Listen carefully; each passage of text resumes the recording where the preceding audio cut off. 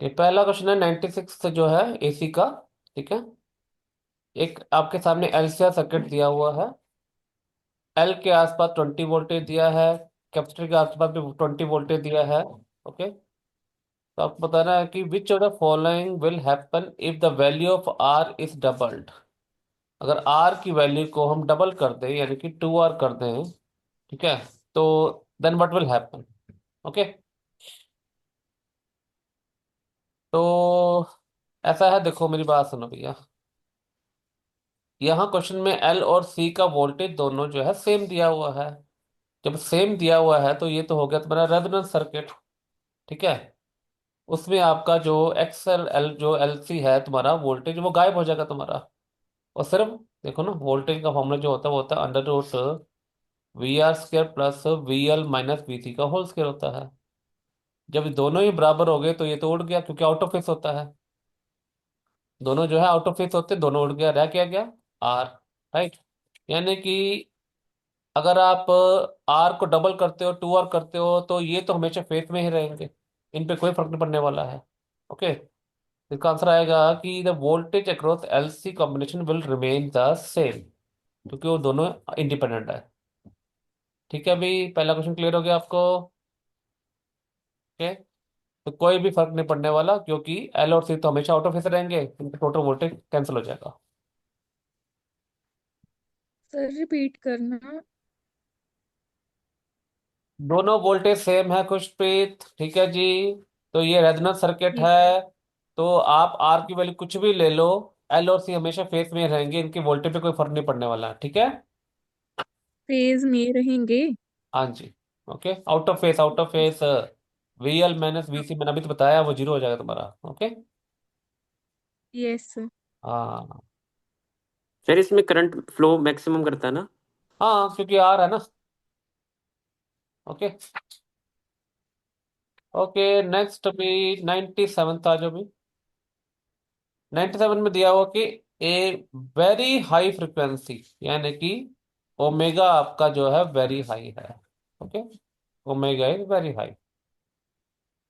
So the peak EMF 200 volt. इसकी value 200 volt दिया है हमें। इस connected across circuit shown in figure. तो हमें कंपोनेंट दिया हुआ है, एल की वैल्यू दी है हमें 1 milli henry, capacitance 1 microfarad, R1 R2 R3 सबकी वैल्यू दी है। आपको निकालना है approximate value of peak current in the flowing circuit. तो आपका जो करंट है वो आपको निकालना है। That will be equal to E by जो भी रेजिस्टेंस आएगा टोटल वो हमने नीचे लिखना है, ठीक है। तो अभी E की वैल्यू तो हमारे पास 200 है। नीचे रेजिस्टेंस कितना आएगा वो हम देखने वाले हैं, तो देखो क्या होगा। जब करंट यहां से जाएगा इस पॉइंट पे पहुंचेगा। अब यहाँ पर दो रास्ते हैं, एक इंडक्टर, एक थ्रू रेजिस्टेंस। ठीक है अभी। अब क्योंकि फ्रिक्वेंसी बहुत हाई है तो ओमेगा का जो रिएक्टेंस होता है OmegaL XL that is equal to OmegaL। ठीक है। तो ओमेगा की वैल्यू बहुत हाई है यानी कि करंट इंडक्टर में से पास करेगा ही नहीं। तो करंट कैसे जाएगा, ऐसे जाएगा और ये यहां से होते हुए यहां आ जाएगा। यहां आ गया। अब यहां पर सामने क्या पड़ा हुआ है, एक कैपेसिटर पड़ा है, एक R2 पड़ा हुआ है।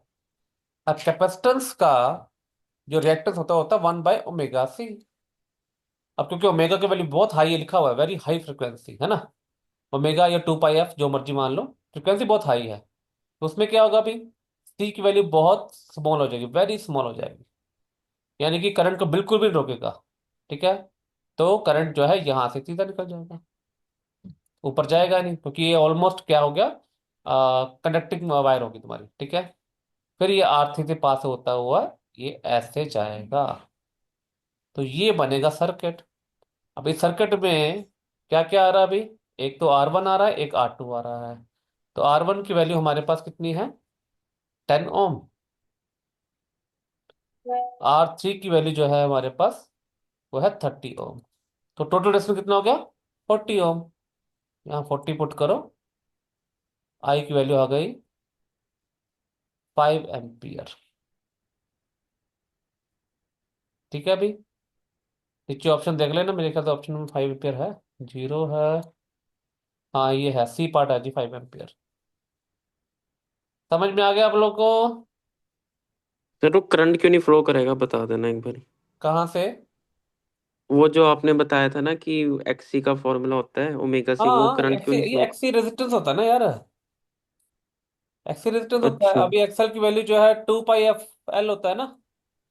हाँ जी। तो एफ की वैल्यू बहुत हाई है, लिखो, लिखा हो बहुत हाई है जी। तो हाँ एक्सएल इज जी डायरेक्टली ठीक है। Proportional to F. अब एफ बहुत हाई होगा तो हम्म। एक्सएल बहुत हाई होगा। हम्म। ऑलमोस्ट तो करंट को पूरा रोक लेगा, ठीक है। ओके। तो एल से जाएगा नहीं, सी से, और पूरा पूरी तरह पास हो जाएगा। तो ये सर्किट बनेगा, तो मैंने ऐसे निकाल दिया। आगे समझ? हाँ जी सर। हम्म। ये ना तो, चलो मैं अभी ना क्वेश्चन को थोड़ा कॉम्प्लिकेट भी कर सकते हैं, लेकिन अभी हम डिस्कस नहीं करेंगे। ठीक है। अभी फिलहाल ये आंसर देख लो कैसे किया मैंने। ओके।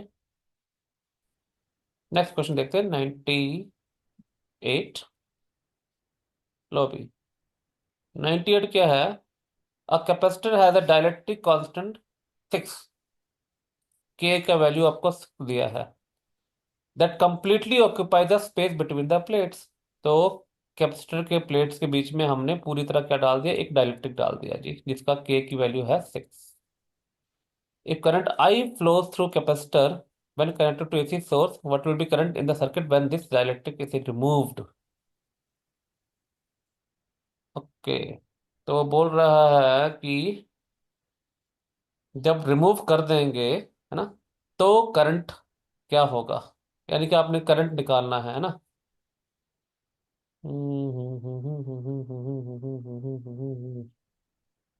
आई इक्वल टू या Q equal to Q by C करते हैं क्या? आई करंट फ्लो सर्किट कितना आ जाएगा बताओ, या करंट और उसमें क्या रिलेशन होगा बताओ। सर अगर I is equal to Q by T और फिर Q is equal to C V, I कुछ इक्वल ऐसा। टू क्यू बाई टी है, तो Q equal to C V, है ना, बाई टी हो जाएगा, है ना। तो यानी कि आप बोल रहे हो कि I1/I2 जो है वो C/C1/C2 हो जाएगा, है ना पुष्प्रीत? फिर वो पहले वाले में K था तो इंटू के। हाँ पहले वाले में के था, तो अब हम यहाँ पर के की वैल्यू पुट कर दें, रिमूव कर दें, दूसरे वाले में रिमूव कर दें, उसमें एयर है ना। तो I1/I2 equal to kappa time C2 होगा, है ना ये। तो आपने निकालना क्या है? I2 निकालना, तो I2 विल बी तो आई सिक्स वन आई बाई आ जाएगा। है। डी ऑप्शन आ रही है मेरे ख्याल से। डी ऑप्शन कहाँ से आ रही है? मुझे तो ए आ रहा है, के की वैल्यू 1/6 आ रही है भैया। 1/6 आ रहा है, के नीचे आ रहा है, देखो ध्यान से। आई टू निकालो ना आपको, है ना गगन? हाँ जी सर। आई टू निकालना, तो I two will be I1/K, right. हाँ। अच्छा ठीक है तो वो। I1 आई दिया हुआ इन्होंने, आई लिया I1 को, सॉरी, है ना। हाँ तो आई जी हाँ बाई जी। के आ गया ना। ठीक है। I/6 आ हाँ जी गया। सर। हाँ ए पार्ट आ गया, ठीक है। ए पार्ट आ गया, कंपेरेटिव क्वेश्चन है, कंपेयर किया बस मैंने, ठीक है। नेक्स्ट आ जाओ भी।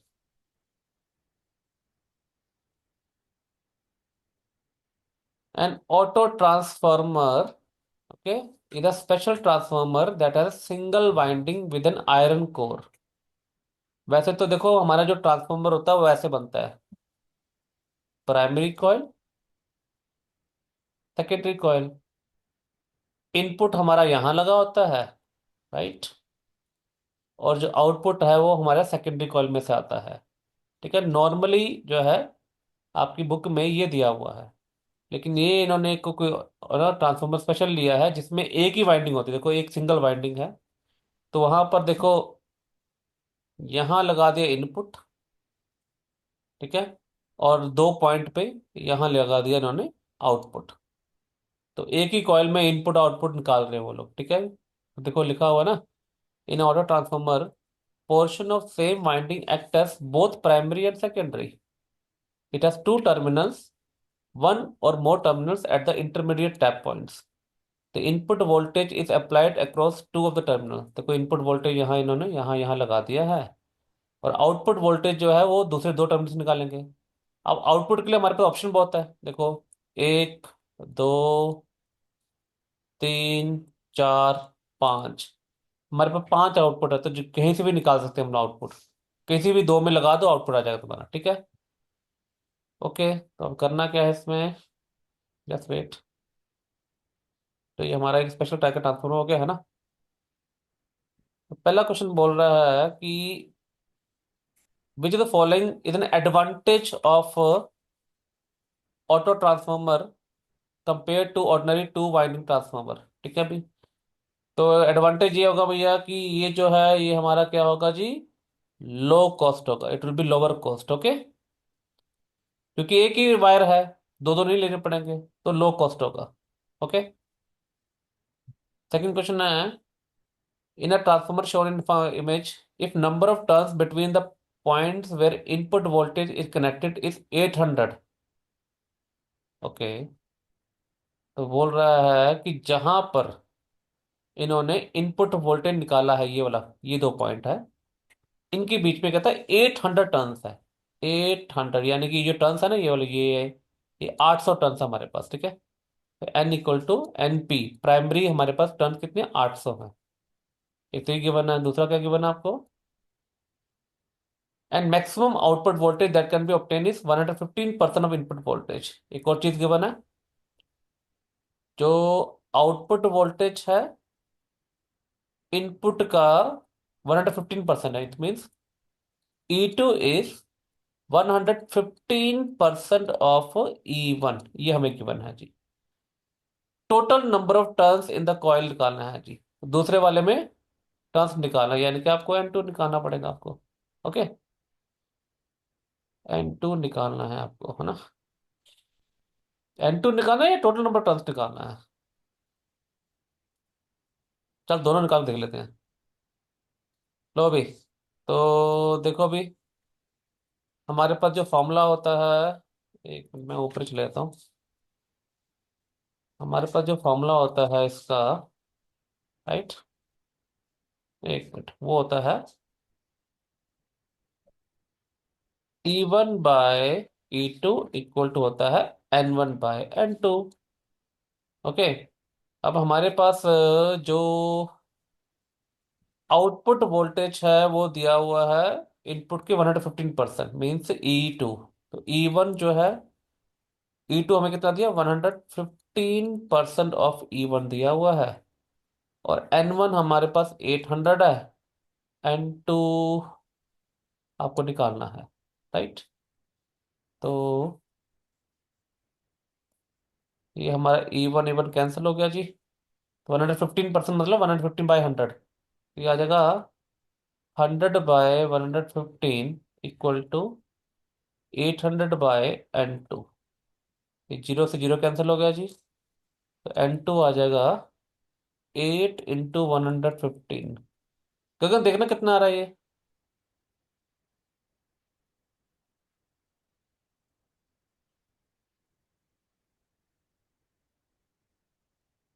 देखो मैं आपको मल्टीप्लाई करके, 8/40, 8 9 12, 9 920 आ गया अभी।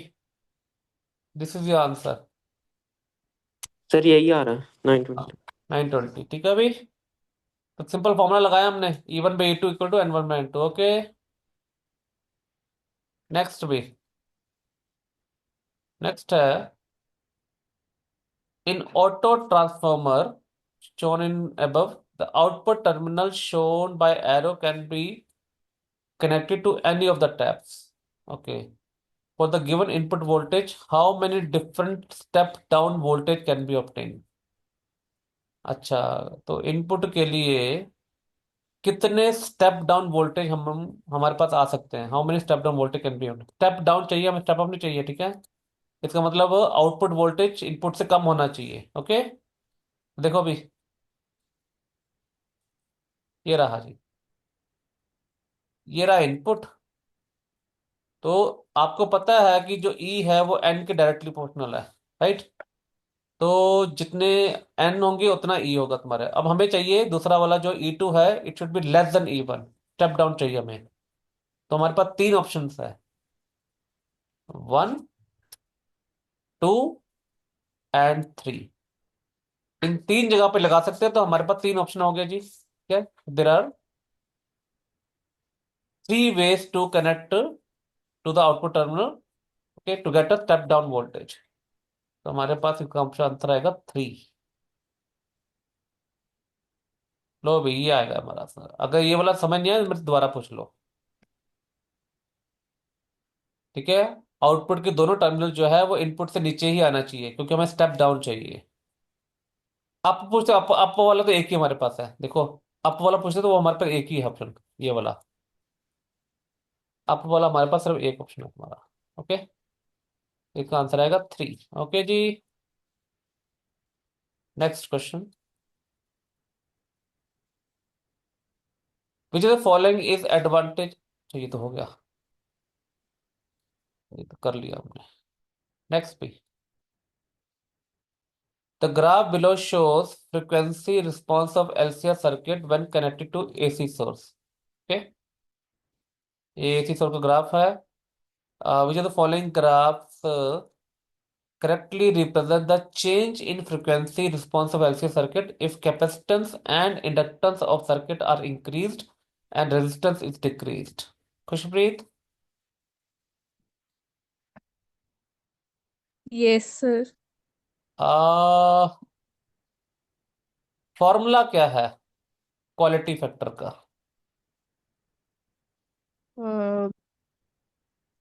वन नहीं, नीचे रूट एल सी आता है, R upon root L C. ना, गलत है। गगन बताओ। 1/R√L/C। हाँ, 1/R√L/C। ठीक है, अभी अब देखो इन्होंने क्या किया है। इन्होंने कहा कि कैपेसिटेंस और इंडक्टेंस दोनों बढ़ा दिए हैं। देखो, ये भी बढ़ा दिया, ये भी बढ़ा दिया। जो दोनों ही बढ़ गए तो मतलब इनका इफेक्ट नलीफाई हो गया, कैंसिल हो गया। अब क्या किया, रेजिस्टेंस को डिक्रीज कर दिया। सर नलीफाई मतलब क्या था? मतलब कि जैसे एल 5 गुना बढ़ा दिया, ये भी 5 गुना बढ़ा दिया, 5 में कैंसिल हो गया। अच्छा अच्छा, ठीक है। ऐसे बोल रहा हूँ, ठीक है। दोनों बढ़ा दे तो ठीक है इफेक्ट सर। नहीं बढ़ेगा। हाँ, आर को डिक्रीज कर दिया। अब क्यू जो है वो आर के क्या है, इनवर्सली। तो आर को कम किया तो क्यू हो गया, बढ़ गया, राइट, है ना। तो अब इनमें से कौन सा ग्राफ आएगा, आप लोग बताओ। जब आर कम सर करते ये तो आई क्या, आई बढ़ जाता, देखो ध्यान से। इस ग्राफ में अगर मैं इसको थोड़ा सा मैग्नीफाई करूं, देखो, जस्ट सी केयरफुली। इस ग्राफ में आपका जो मैक्सिमम करंट है वो कहाँ जा रहा है, यहां तक जा रहा है, आई नोट तक। ओके, और जो नीचे वाला ग्राफ है उसमें देखो क्या होगा। जैसे हमने आर को कम किया, तो कम आर के लिए आपको पता है पीक और बढ़ जाती है। तो देखो, दो दो ग्राफ में पीक बढ़ा हुआ है, एक इस वाले में, एक इस वाले में। इन दोनों में से एक सेलेक्ट करना है, तो कौन सा आंसर होगा अभी, बताओ, ए या बी?